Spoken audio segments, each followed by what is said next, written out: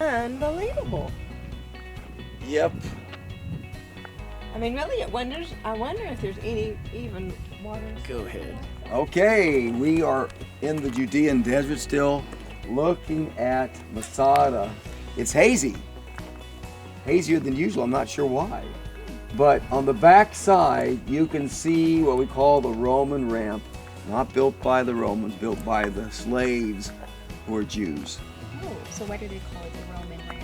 Well, the Romans were taking control of the country. They destroyed Jerusalem. They destroyed most of the country. This is one of the last things they came to. We generally date the first revolt from 66 to 70 because the temple was destroyed in 70. Jerusalem was conquered. But in reality, it was AD 74 before this was taken. So it is seen as something that is heroic. The Israelis bring their troops here. They swear them in here very often. And so this is seen as an heroic sight for those Jews who fought the Romans to the end. In fact, I want to read descriptions. When you read, for example, the World Book Encyclopedia or Lonely Planet, a guidebook, let me read what it says. Masada was an historic Jewish fortress that stood on a huge rock in Judea, now southern Israel. The rock is also called Masada, the Hebrew word for mountain fortress. In AD 73, 960 Jewish patriots killed themselves at Masada rather than surrender to Roman troops. For many Israelis, this devotion to liberty is a national symbol called the spirit of Masada. So very glorious, very heroic. They died rather than surrender. They want to live free. Okay. Now, another one from Lonely Planet. That was from World Book. Shorthand for describing a kind of they'll never take us alive attitude. The term Masada complex is a part of modern-day Israeli parlance. The story of the siege that took place here has been adopted as a symbol for the modern Jewish state. Israeli school children visit the site as a part of their curriculum, and some Israeli Defense Force, IDF units, hold their swearing-in ceremonies here, replete with the oath that Masada will not fall again. So it's seen as very heroic. In reality, it's what we call the robbers who occupied that. These are the bad folks. When you read Josephus, he describes what happened in Jerusalem. There are some Jews who decided, I'm going to get my food, I'm going to get what I need no matter what it takes. And so they became evil robbers. They would kill people in order to continue to supply their own needs. In fact, there was a community at Engedi, I think it was about 700 people who lived there. They went down and killed all those people, took their food, and went back to Masada. There's no way should it be seen as heroic. In fact, the story told by Josephus, he was not here. He heard reports. We think it's not right. We don't think 960 people committed suicide. We believe that what happened was some did. They were encouraged to probably, we're going to be killed, we're going to be tortured, better to die. And so some of those men killed their wives and children and then themselves.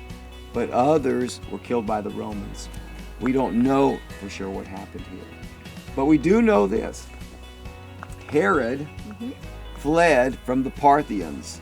Parthians are not a group we often talk about, but in the 1st century BC, the Parthians had control of much of this part of the world. And the Maccabees were ruling, but they were subservient to the Parthians.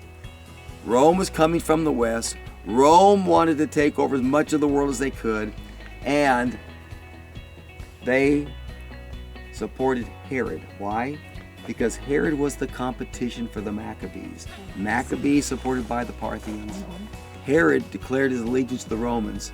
And so in the beginning, when he was first seeking power and the Parthians were going for him to get rid of him because he was a threat, he ran and he went to Herodian, which is south of Bethlehem.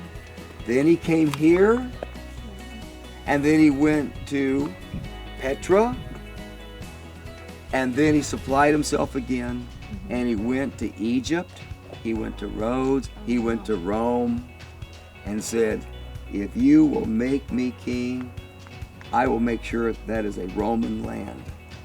And they made him the king, and it became a Roman land. That's what happened.